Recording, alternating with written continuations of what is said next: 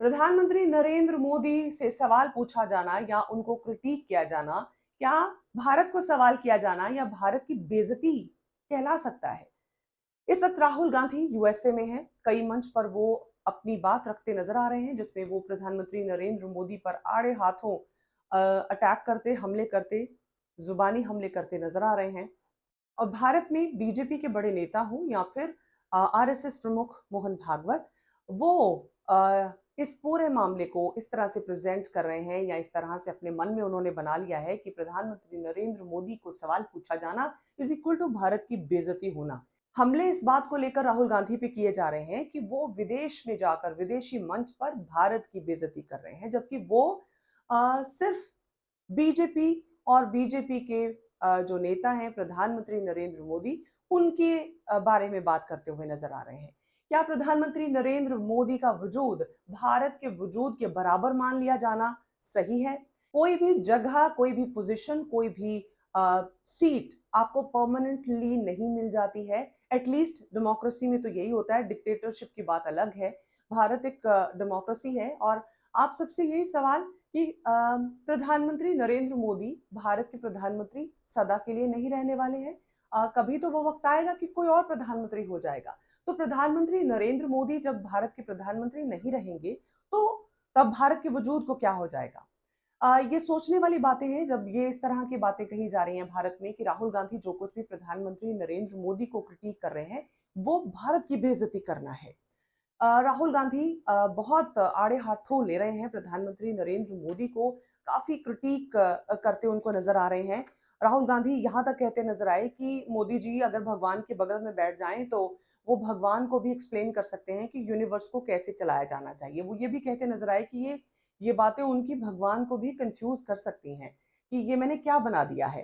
वो कहते हैं कुछ लोग ऐसे होते हैं हमारे भारत में जो साइंटिस्ट्स को साइंस सिखा सकते हैं, हिस्टोरियंस को हिस्ट्री पढ़ा सकते हैं, वॉरफेयर सिखा सकते हैं आर्मी को और फ्लाइंग सिखा सकते हैं एयरफोर्स को। ऐसे लोग हैं जिन्हें भारत में मुगालता है कि उन्हें सब कुछ आता है, और ये सब कुछ आता है वाला मुगालता पाल लेना किसी के लिए भी हानिकारक हो सकता है, और तब और भी ज्यादा जब वो किसी बड़े ओहदे पे, बड़ी जिम्मेदारी पे बैठा हो।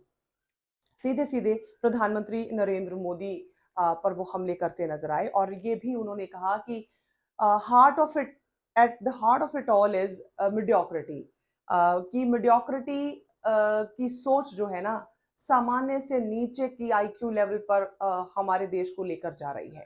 तो ये तमाम क्रिटिक हैं जो राहुल गांधी ने विदेश में किए हैं प्रधानमंत्री नरेंद्र मोदी पे, और इसे इस तरह से प्रेजेंट किया जा रहा है जैसे प्रधानमंत्री नरेंद्र मोदी की बेइज्जती इज इक्वल टू भारत की बेइज्जती। सोचने वाली बात यह है कि प्रधानमंत्री नरेंद्र मोदी का वजूद कब इज इक्वल टू भारत का वजूद हो चला है। अब हो सकता है बहुत लोग मेरी इस वीडियो से इत्तेफाक ना रखें और ये कहें कि ये जरूर ऑपोजिशन की समर्थक होगी इसीलिए इस तरह की बात कर रही है। तो मैं सिर्फ ये कहना चाहूंगी कि as a common citizen rather आपको भी मेरी तरह सोचना चाहिए। एज अ कॉमन वोटर आपको भी मेरी तरह सोचना चाहिए। एज अ जर्नलिस्ट मैं ये बात कहना चाहूंगी कि जर्नलिस्ट हूँ मैं, और जर्नलिस्ट को सरकार से सवाल पूछते रहना चाहिए, सरकार के नुमाइंदों से सवाल पूछते रहना चाहिए, क्योंकि क्रिटिक और सवाल सरकार को आप ही लोगों की बेहतर सेवा के लिए और ज्यादा इम्प्रूव करा सकते हैं। राहुल गांधी अगर ये काम कर रहे हैं तो इसलिए उन्हें रबिश नहीं किया जा सकता क्योंकि वो अपोजिशन पार्टी के नेता हैं। और जर्नलिस्ट का काम वैसे आज जो नेशनल मीडिया है वो 99.9% इस काम को कर नहीं रहा है, सरकार से सवाल नहीं कर रहा है, सवाल ऑपोजिशन से पूछ रहा होता है। ऐसे लगता है कि मानो वो सरकार के पब्लिक रिलेशन मैनेजर्स हों, पीआर लगते हैं उनके, और ये सरासर हमारे देश की स्वास्थ्य, हमारे देश के स्वास्थ्य के लिए हानिकारक होता जा रहा है। जर्नलिस्ट का सिर्फ इतना सा काम है कि एक तो वो खबर को दिखाए और दूसरा जो गवर्नेंस कर रहे हैं, जो सरकार में हैं, उनसे सवाल पूछते रहें ताकि आप और हम एक बेहतर देश की तरफ बढ़ सकें। लेकिन ऐसा इस वक्त हो नहीं रहा है। जो भी इस तरह की आवाज़ उठाता है या क्रिटिक करता है उसे एक तरह से डाई डाउन करने की कोशिश की जा रही है। इस तरह से डेमोक्रेसी हम अपने आप को कहने में बड़ी शान और फ़ख्र महसूस करते हैं, मदर ऑफ डेमोक्रेसी कहते हैं। लेकिन ये किस तरह की डेमोक्रेसी है कि प्रधानमंत्री नरेंद्र मोदी को सवाल पूछे जाना गुनाह बना दिया जाए, और विदेशी मंच पे पूछा जाना और भी बड़ा गुनाह बताया जाए। राहुल गांधी वो आवाज हैं जो संसद में सवाल पूछते थे तो उनके माइक को म्यूट कर दिया जाता था। सड़क पर जब वो सवाल पूछने के लिए उतरते थे तब उन्हें हिरासत में ले लिया जाता था। ऑपोजिशन के तमाम नेता अगर अपनी बात टीवी के जरिए, टेलीविजन के माध्यम से मासेस तक पहुंचाने की कोशिश करते थे तो हमारे तमाम 99.9% मीडिया चैनल्स सरकार की गोद में जा बैठे हैं, तो वो उनको राइट कवरेज नहीं देते। तो अगर वो प्लेटफॉर्म इंटरनेशनल है तो क्या वहाँ पर वो प्रधानमंत्री नरेंद्र मोदी को क्रिटिक कर रहे हैं, उनकी आवाज़ वो पहुँचा पा रहे हैं यहाँ तक, तो ये गुनाह माना जाएगा। ये आपको तय करना है। छोटा सा एग्जाम्पल देके अपनी बात को ख़त्म करूँगी।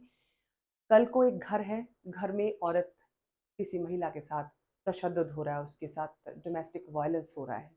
तो अगर हम मोहन भागवत जी की बात को माने या हमारे देश के तमाम बीजेपी के बड़े नेताओं की सोच के हिसाब से चलें तो फिर उन महिलाओं को घर से बाहर निकलकर ये रिपोर्ट नहीं करना चाहिए कि मेरे साथ मेरे घर में मारपीट हो रही है या मेरे साथ मेरे घर में कुछ गलत हो रहा है, क्योंकि फिर तो वो घर की बेइज्जती बाहर कर रहे हैं।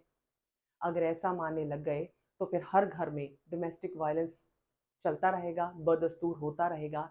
मेरे घर में रहकर अगर मुझे कुछ लगता है, अगर कई चीज़ों पर सवाल उठाने ज़रूरी हैं, तो वो उठाए ही जाने चाहिए।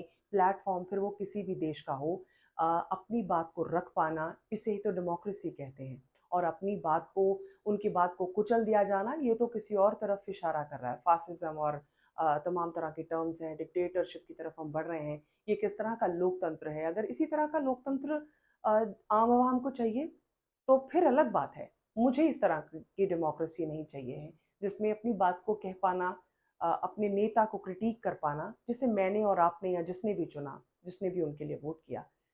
अगर हम उनसे सवाल पूछने का अधिकार खो देंगे वोट देकर, तो ये तो फिर डराने वाली बात है।